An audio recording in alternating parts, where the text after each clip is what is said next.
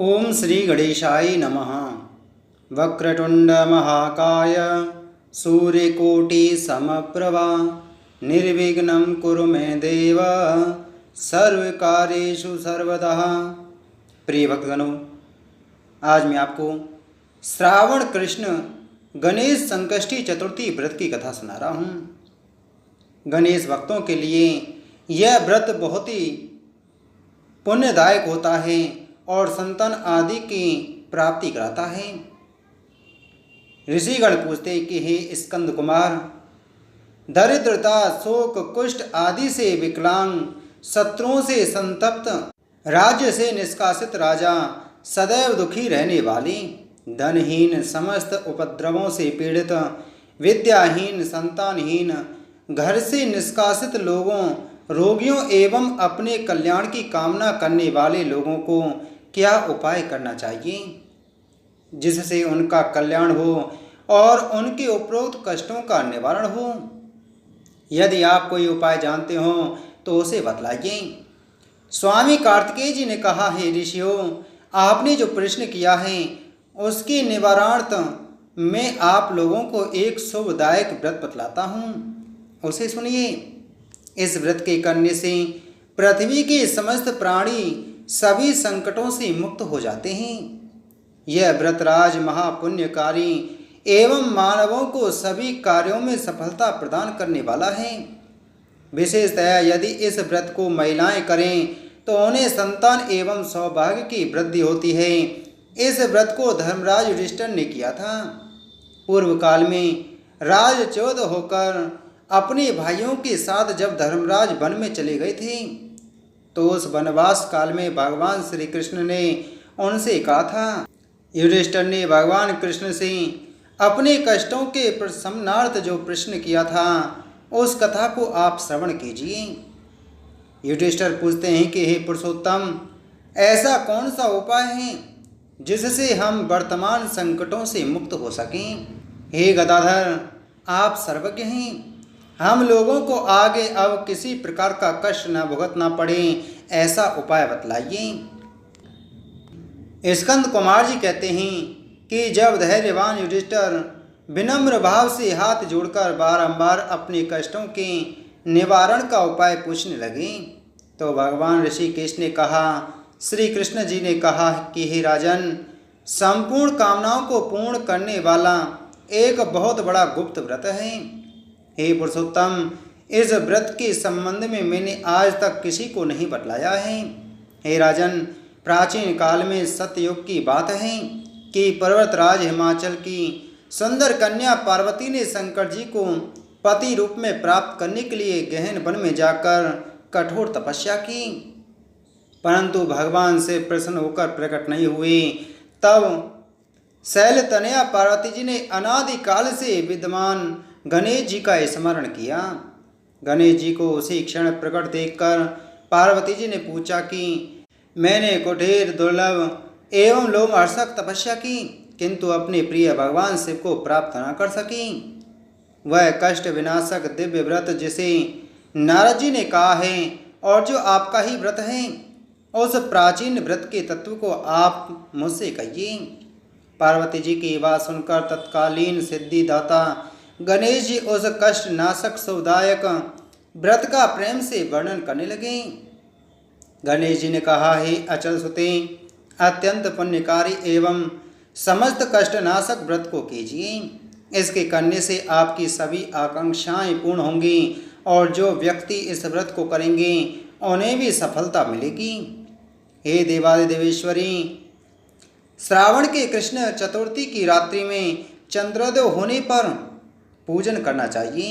उस दिन प्रातः कृत्य से निपटकर मन में संकल्प करें कि जब तक चंद्रोदय नहीं होगा मैं निराहार रहूँगी।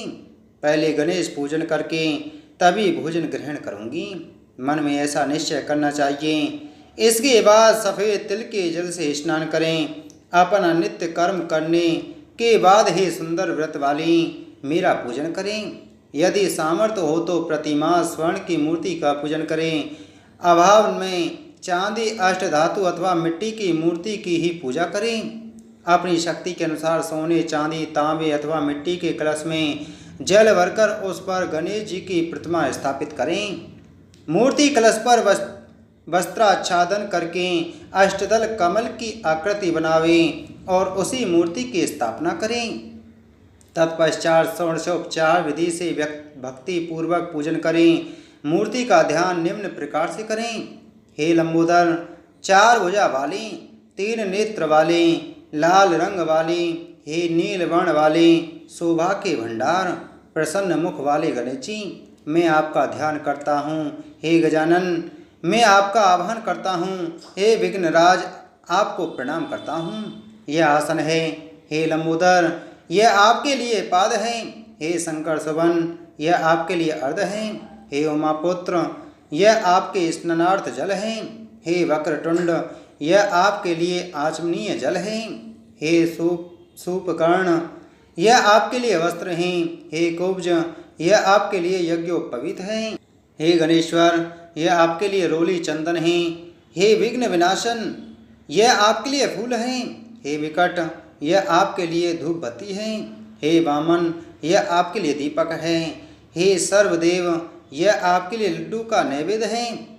हे सर्वांतिनाशन देव, यह आपके निमित्त फल हैं। हे विघ्नहर्ता, यह आपके निमित्त मेरा प्रणाम है।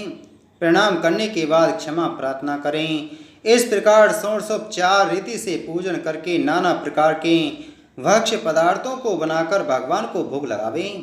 हे देवी, शुद्ध देसी घी में 15 लड्डू बनावें।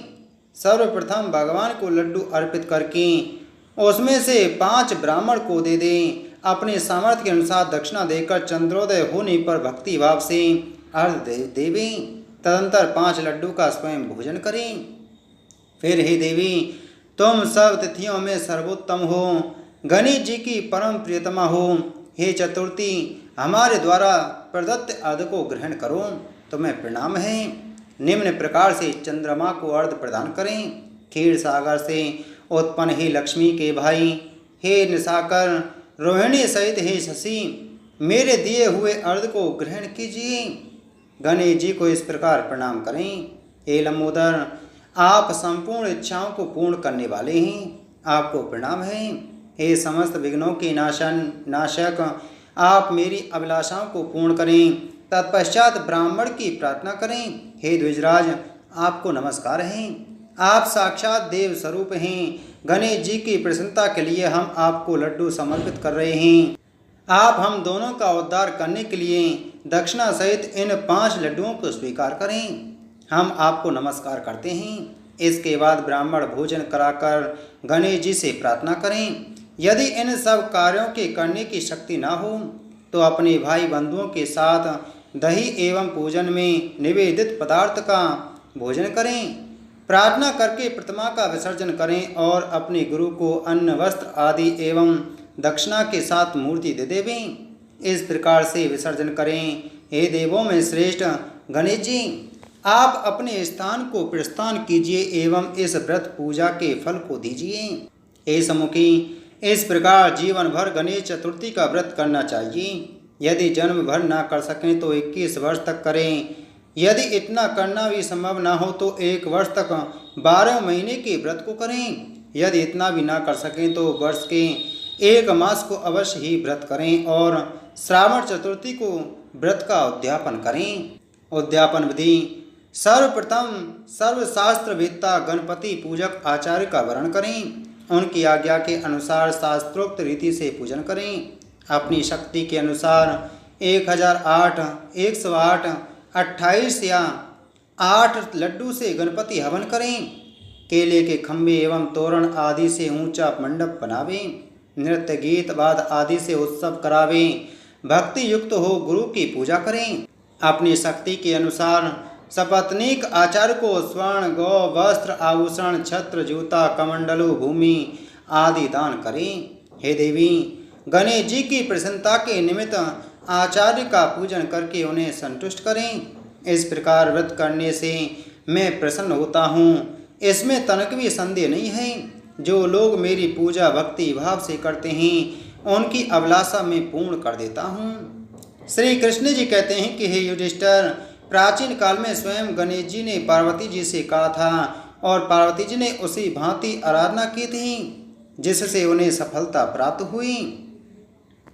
इसी व्रत के करने से पतिव्रता पार्वती का विवाह शिव जी से हुआ, जिनके साथ आज तक पार्वती जी गणेश जी की कृपा से विहार किया करती हैं।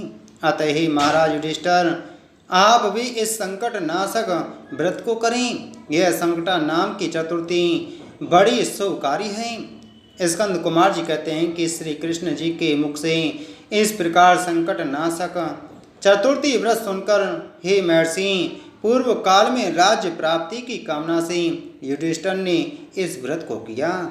इस व्रत के प्रभाव से उन्होंने संपूर्ण शत्रुओं का विनाश करके राज्य प्राप्त किया।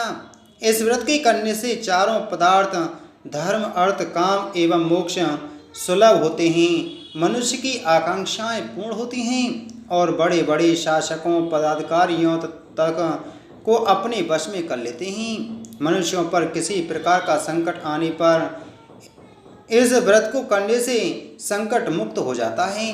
सीता जी के अन्वेषण में पवन कुमार हनुमान जी ने इस व्रत को किया था।